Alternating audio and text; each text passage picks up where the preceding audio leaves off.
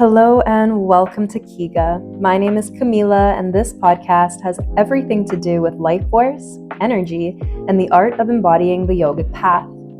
My intention with Kiga is to help you remember who you really are underneath all the layers. We are connected to something so much grander and so much bigger than we can ever imagine. All right, so I'm watching Gaia, and this is what was said. It is within the distortion that we are able to experience light. When something is pure and you distort it, it creates a rainbow. Distort that, and you have thousands of colors.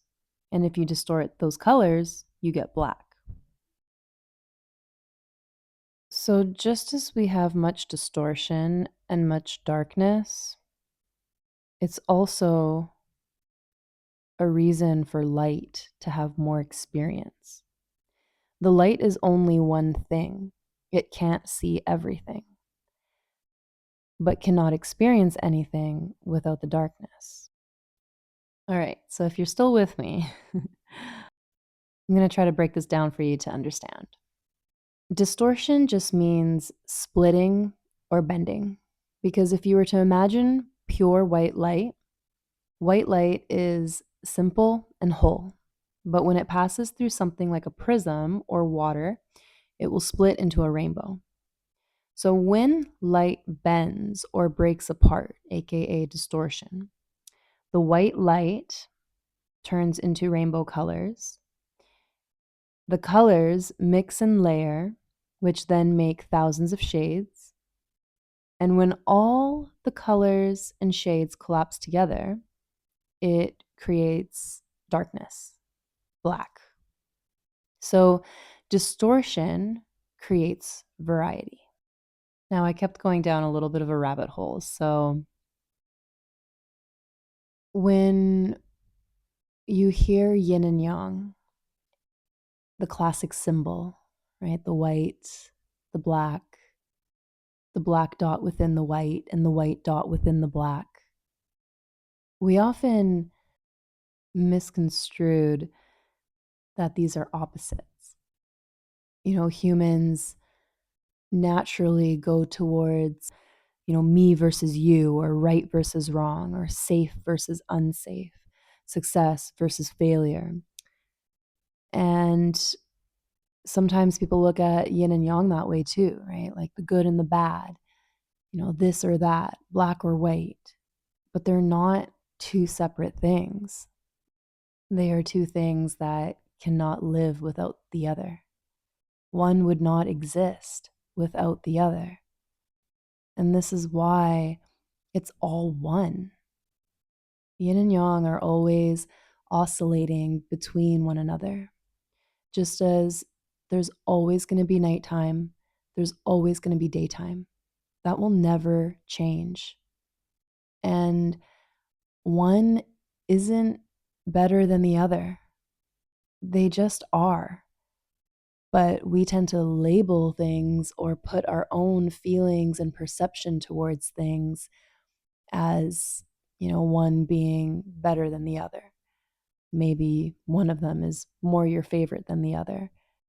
And so in philosophy, darkness is not an enemy of light. It's more like contrast, right? If you think of it like this, where if everything was bright all the time, you would never know what brightness is. You only recognize light because darkness exists. Another analogy that might be easier to understand this is, imagining yourself watching a movie. And if the screen was just pure white the entire time, nothing would happen. You wouldn't have any context or contrast or colors. There would be no story that can exist. So this is the idea that darkness isn't the opposite of light. It's the stage that allows light to be seen. This is where I feel a lot of human suffering comes from. We carry so much pain. We harbor or push down so many parts of ourselves that we're maybe ashamed of, or emotions, anger, or whatever it may be, when in reality, they're always a part of us. It is our story. It is our journey to bring light to those aspects of ourselves. We wouldn't be able to step into our light if we didn't have darkness within us. So everyone carries the dark and the light, and this lives in the collective.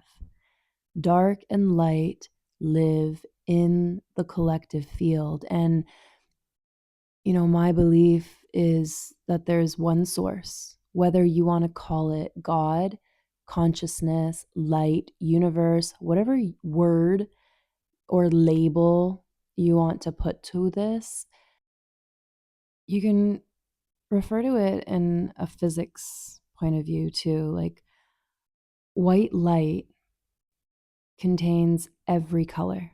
So God, source, whatever you want to call it, we're going to call it light, contains every aspect. It has all the contrast. It's divided into light, dark, joy, sadness, clarity, confusion, right? You can picture all of what I just said as all the spectrums of color. And all the spectrums of color live within the light, meaning all of our spectrums of feelings, whether that be our pain, our anger, our sadness, the joy, right? Like all of that live together under what we call light or God. And so it's interesting. I've had conversations in the past with people who, don't maybe believe in God or trust in it, because how could God allow for there to be pain and war and famine and all these, negative things that are happening in our world? So you could call those things distortion. It's the distortion in the light. But the light and the dark are not enemies. And light creates contrast, aka the darkness and distortion, so that it can experience itself in many forms. And darkness isn't the opposite of light, it's the stage that allows light to be seen. So they're not in a battle against one another, it's just one thing exploring itself. So, what thinking about all this brought up for me was the fact that if contrast is required for experience, then how could humanity ever live in peace or oneness? Because if that was the case, then wouldn't that remove the contrast? And this is where Taoism comes into play, or Taoism, some people call it. But in Taoism, the idea is that light and dark are not enemies. Like I mentioned earlier, they create balance together. And in Taoism, it doesn't mean removing contrast, it means living in harmony with it. So the light and the dark are all one source, experiencing itself through many expressions. I've been guilty for this in the past, knowing that everything is one, but having this perception of it as if once everything is one, everything becomes perfect, as if nothing difficult will ever happen and we can all live in peace and harmony. But what's really meant when we talk about oneness is this realization that everything is part of the same whole. And this is the idea of non dualism that's found in Buddhism. It's this view that pain will still exist and joy will still exist and those contrasts will still exist, but there isn't this sense of separation. That sense of separation disappears. So instead of it being me versus you, it becomes we are expressions of the same thing. So oneness or peace on this earth doesn't actually mean no contrast. It means that humans would stop fighting reality, and peace would maybe look more like less fear, less ego survival, and more awareness of interconnection, more cooperation. So, the contrast still exists. Day, night, always will be coming about. Challenge versus growth.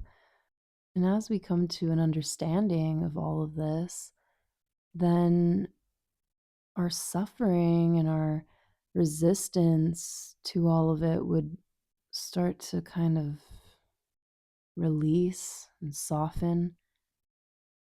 And as we start to also dive deeper into this understanding that one can't live without the other, and that, darkness will always be a part of life, but light will always be able to be experienced because of it. Our awakening to that light is only possible through those experiences. And the pain will always be a part of life, loss, illness, challenge, change. It's always going to be there. But the suffering in the collective is the mind resisting what is happening. So when people say that peace is possible, it usually means a state where the mind can stop fighting reality, stop fighting itself, the negative parts of ourselves. We always put those parts down, right? Maybe we get angry at ourselves for being a certain way, but really those parts are just searching for love.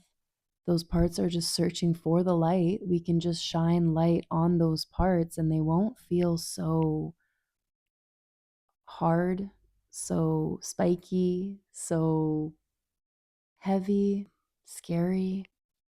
And instead of reacting to those parts of ourselves, we just begin to observe the experience.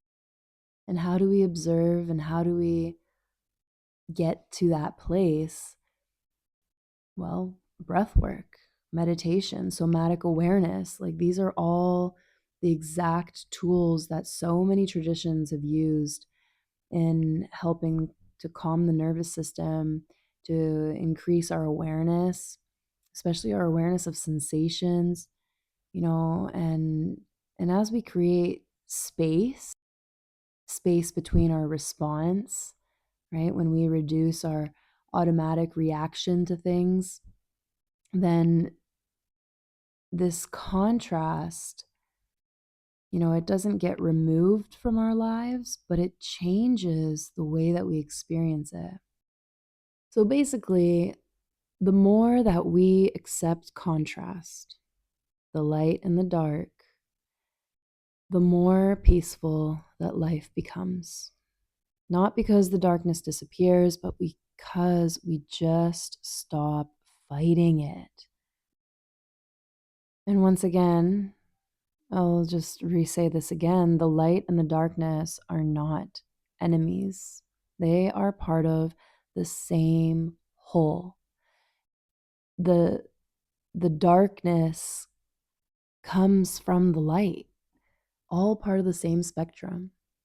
And so they are contrasts that allow experience. So peace doesn't come from eliminating darkness. Peace comes from seeing that both are a part of the same whole. Both are part of the same whole. So when we start to use the tools and modalities of, breath and meditation, everything the yogic path brings, then our perception starts to widen. Our empathy increases and we just feel more connected to people, to nature, and we just have that feeling of being less separate.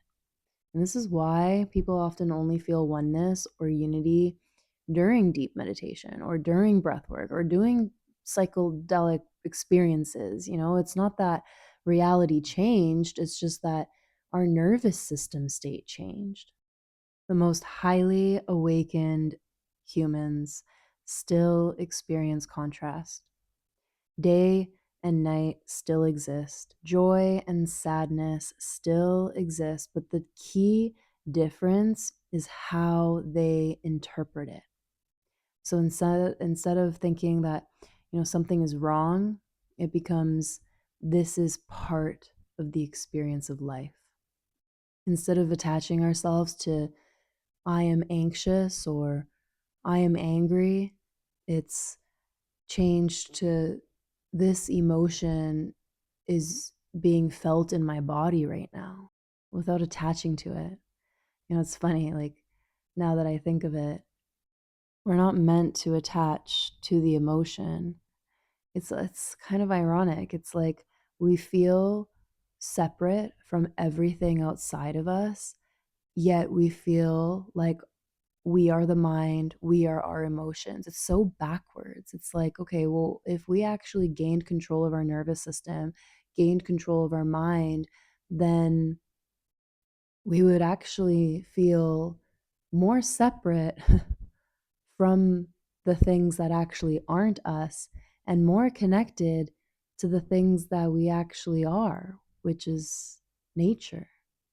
And if we understood that the emotions and the mind are just messengers without attaching to our thoughts and to our emotions like they're us, like they're a part of us because they're just passing through us, then we would finally connect more with our innate nature, trusting ourselves more, hearing our intuition more clearly, feeling less reactive, and just being more connected.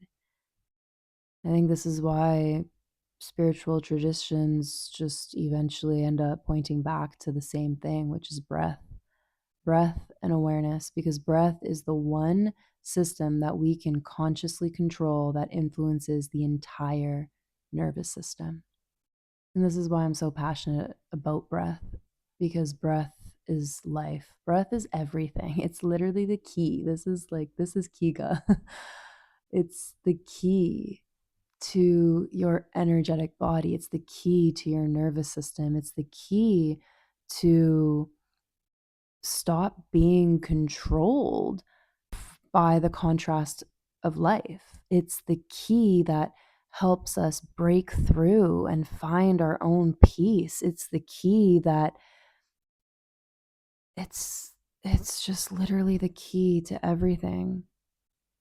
So we end up having this understanding that, life will always has have its waves. Like life will always be up and down. That is energy. But instead, you're just not drowning in it anymore. So, long story short, God, source, light, and all of its distortions are all one. And our suffering decreases when we finally regulate our nervous system, because in turn, our perception will widen and we just stop fighting what is happening. So, once we reach that state, it's going to feel like oneness. It's going to feel like peace. So, two things can technically be true at the same time, because at the surface, there's always going to be contrast and diversity, but at a deeper level, everything is part of the same whole. It is light experiencing itself. So, darkness is simply light expressing itself in a different way, just like how silence allows music, or shadow allows shape, or space allows form. Light doesn't need darkness to exist, but experience of light becomes possible through the contrast, through the darkness. So, contrast, these distortions, the shadow, it all gives meaning to our experiences, because you wouldn't be able to recognize peace if you didn't have stress, and you recognize silence because you've known noise, you've heard what noise is. So once we change our relationship to the contrast of life, this is when enlightenment or inner peace is more attainable. It's the moment that you're not controlled by these things, even though we're always going to be experiencing life's ups and downs. The wave will always exist, but at some point, you're just going to stop drowning in them. So if you've made it this far, let's stop drowning and take a moment to ground. Ground yourself in stillness at this moment. And if it feels safe to soften the eyes, begin to close the eyes.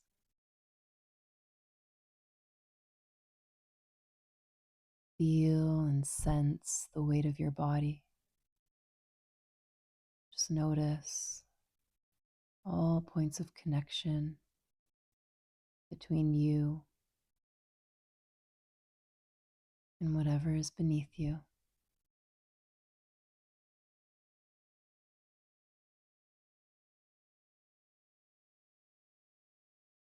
Take a deep cleansing breath in through the nose, and a big sigh. Let it out. Do that a couple more times. Breathe into the belly. Expand your breath. And let it go. The body loves to release in sighs.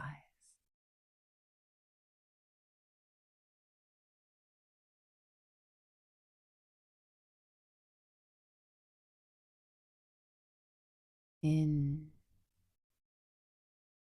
belly expands, heart rises. Smooth exhalation out. And just know that you always have this breath to come back to.